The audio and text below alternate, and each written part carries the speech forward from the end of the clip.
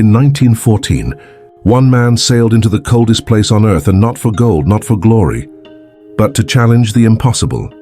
The year was 1914.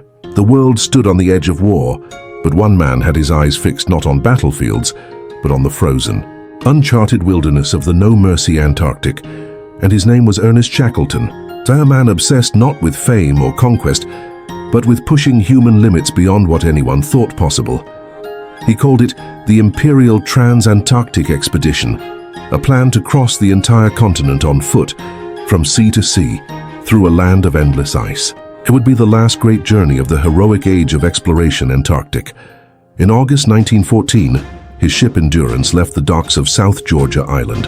Her timbers creaked, her sails were full, and her crew, 27 brave souls, believed they were sailing into history.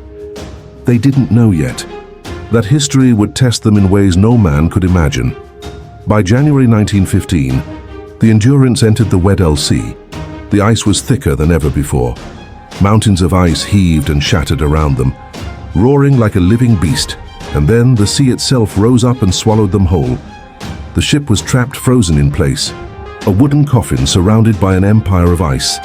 Days became weeks, and weeks became months. The crew watched helplessly as the ice groaned, twisted, and finally crushed the ship's hull. On October 27th, Shackleton gave the order no captain ever wants to give. Abandon ship, the Endurance, their shelter, their strength, their very soul groaned once, sank beneath the ice and vanished into the frozen deep. Now there was nothing left but the white silence. They built camp on drifting ice hundreds of miles from land. Temperatures dropped to -40°F winds howled like monsters in the night, and the darkness of polar winter swallowed them whole. But Shackleton never let his men lose faith. Every night he walked among them, telling jokes, sharing rations, keeping hope alive when food, warmth, and reason were all but gone. He said just one thing: "Men, we are going home." For 5 months, the ice carried them farther from their goal, drifting north toward the open sea.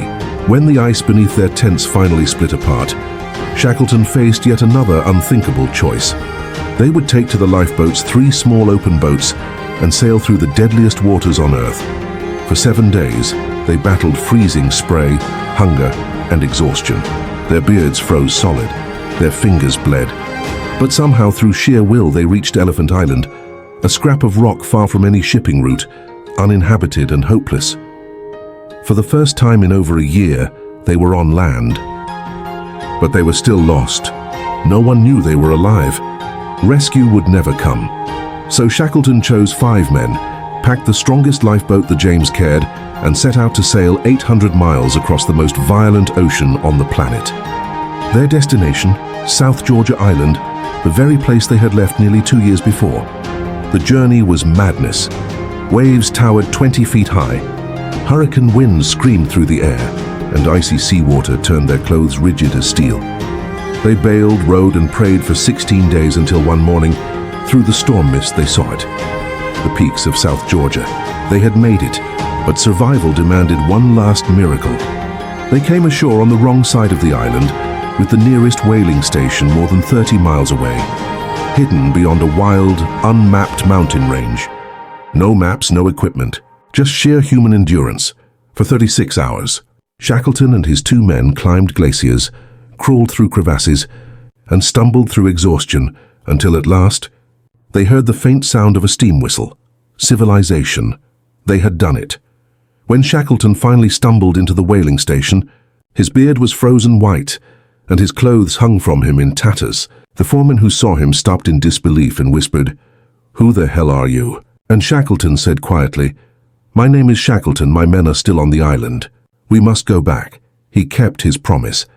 Rescue attempts later, every single one of his men, all 22, were brought home alive. Not one soul lost. It was not a story of conquest. It was a story of leadership, loyalty, and the unbreakable human spirit.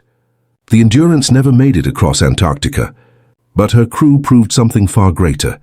That courage isn't about reaching your destination, it's about never giving up the journey. And in that frozen silence of the Antarctic, Shackleton's name still echoes as the man who never lost a single soul. The world honors explorers who claimed new lands, but Shackleton is remembered for something far greater. bringing every one of his men home alive.